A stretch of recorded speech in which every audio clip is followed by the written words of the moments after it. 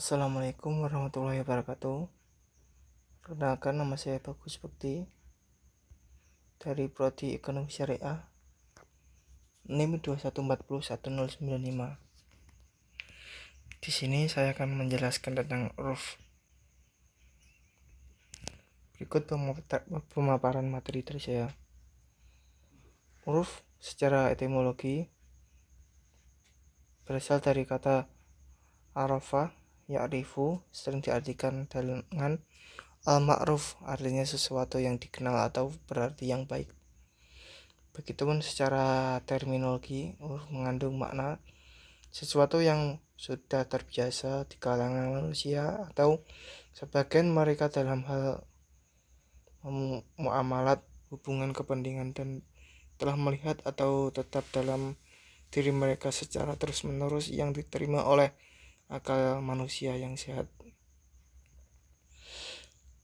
Macam-macam uruf.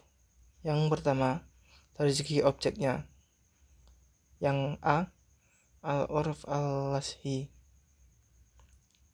kebiasaan masyarakat dalam mempergunakan lafal atau ungkapan tertentu dalam mengungkapkan suatu, sehingga makna ungkapan itulah yang dipahami dan terlintas dalam pikiran masyarakat. Yang B, al-urf al-amali, kebiasaan masyarakat yang berkaitan dengan perbuatan biasa atau muamalah keperdataan. Yang kedua, dari segi kecukupannya.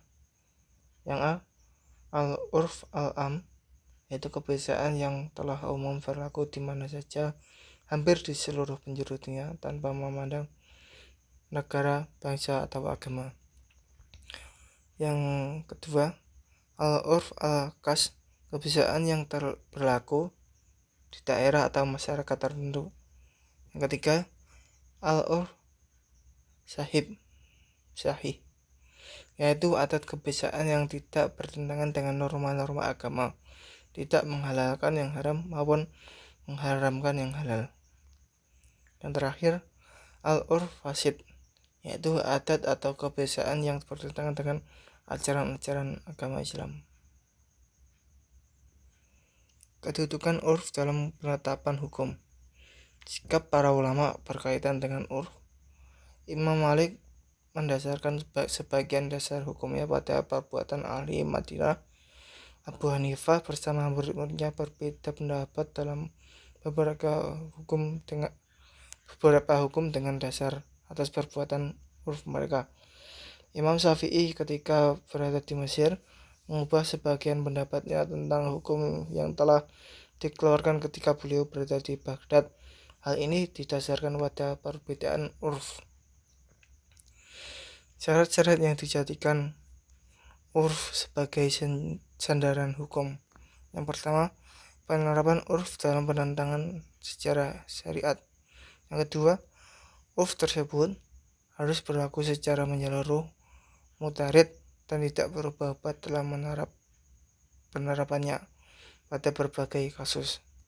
Yang ketiga, urf tersebut adalah urf am. Dalam kriteria ini terjadi perbedaan pendapat. Yang keempat, tidak terdapat ungkapan atau perbuatan yang secara jelas berlawanan dengan penerapan urf.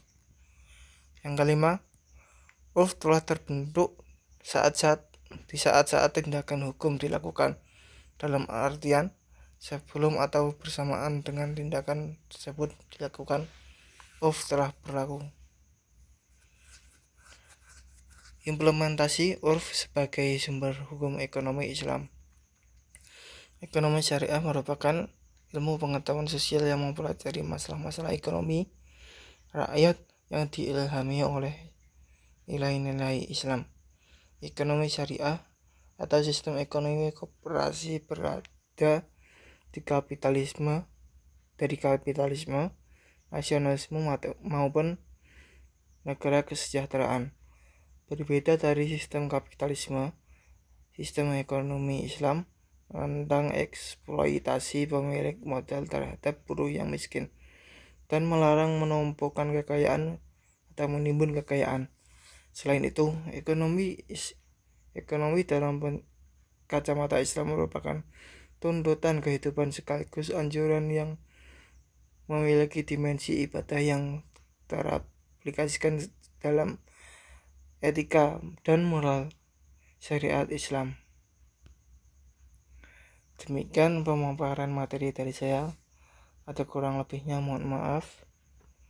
Wabillahi taufiq wa hidayah. Wassalamualaikum warahmatullahi wabarakatuh.